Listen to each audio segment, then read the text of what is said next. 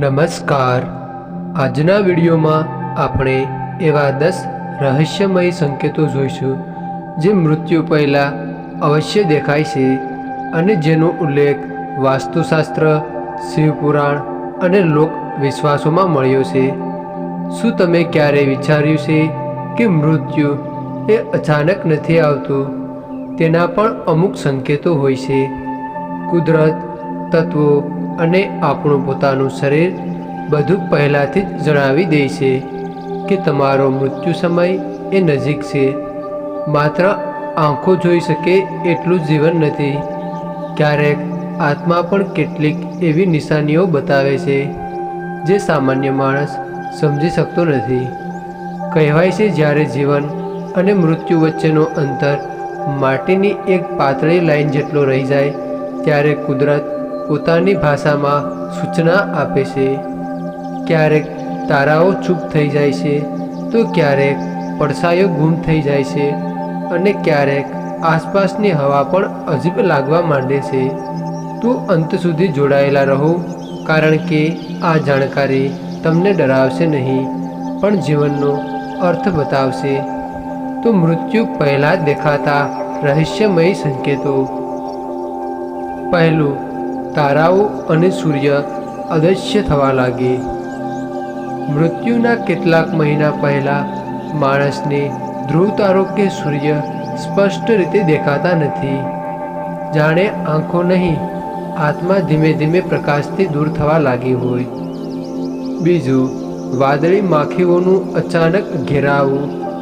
જો વાદળી રંગની માખીઓ વ્યક્તિની આસપાસ ગુંજવા માંડે તો તે પ્રાણશક્તિ ઘટવાનું સંકેત માનવામાં આવે છે.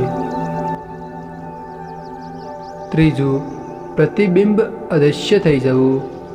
પાણી, તેલ કે કાચમાં પોતાનું પ્રતિબિંબ દેખાતું ન રહે અને આત્મિક પ્રકાશ શરીર છોડવાની તૈયારી કરે છે. ચોથું, પડછાયો ખોવાઈ જવો. પોતાનો પડછાયો માથા વિના દેખાય, એટલે કે માથા વગરનો પડછાયો દેખાય કે પૂરો પડછાયો અદૃશ્ય થઈ જાય તો શિવપુરાણ મુજબ એ મૃત્યુનો પ્રબળ સંકેત ગણાય છે. પાંચમું, પ્રાણીઓનું અજીબ વર્તન. કાગડા, કૂતરા કે ઘુવડ અચાનક રાત્રે શીશો પાડે તો કુદરત પહેલાંથી જાણ કરે કે કંઈક મોટું બનવાનું છે. છઠ્ઠું, અજાણી સુગંધનો અનુભવ. મૃત્યુ નજીક હોય ત્યારે કેટલીક આત્માઓ ફૂલ જેવી કે અઘરી ગંધથી પોતાની હાજરી જણાવી દે છે. સાતમું, સપનામાં પૂર્વજ દેખાવા લાગે. મૃત વ્યક્તિઓ સપનામાં આવી બોલાવે કે હસે છે તો એ આત્મિક સંવાદનો સંકેત ગણી શકાય. આઠમું, દીવો, ઘડિયાળ કે ફ્રેમ અચાનક બંધ થઈ જવી. ઘરમાં વિના કારણ દીવો બુઝાઈ જાય કે ઘડિયાળ ઓચિંતા કંઈક ખોટ વગર અટકી જાય તો એ ઉર્જા પરિવર્તનનો ઇશારો છે. નવમું, શરીરમાં અચાનક ઠંડક અનુભવાય. જો હાથ પગ ઠંડા થવા લાગે, જાણે શરીર ધીમે ધીમે નિર્જીવ થઈ રહ્યું હોય તો એ પણ મૃત્યુનો સંકેત ગણી શકાય. 10મું, મનનું અચાનક શાંત થઈ જવું.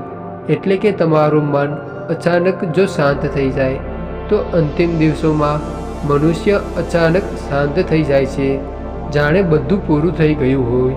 એ અંતને નહીં, એક નવી શરૂઆતની નિશાની છે. તો મિત્રો, મૃત્યુ એ અંત નથી, તે માત્ર એક દ્વાર છે, એક અવસ્થા જ્યાં આત્મા પોતાના જૂના વસ્તુ ઉતારીને નવી યાત્રા શરૂ કરે છે. આ સંકેતો આપણને ડરાવવા માટે નથી, પરંતુ સમજાવવા માટે છે કે સમય સીમિત છે, જીવન અસ્થાયી છે અને આત્મા અમર છે. જે ક્ષણ આપણા હાથમાં છે એ જ અમૂલ્ય છે. માટે ગુસ્સો, દ્વેષ, ઈર્ષ્યા કે લાલચ માટે પોતાનું જીવન ન બગાડો.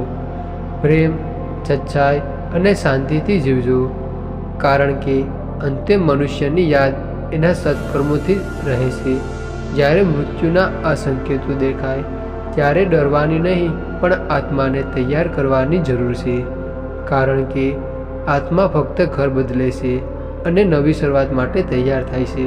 તો મિત્રો, મૃત્યુ એ અંત નથી, તે તો શાશ્વત જીવનની એક નવી શરૂઆત છે.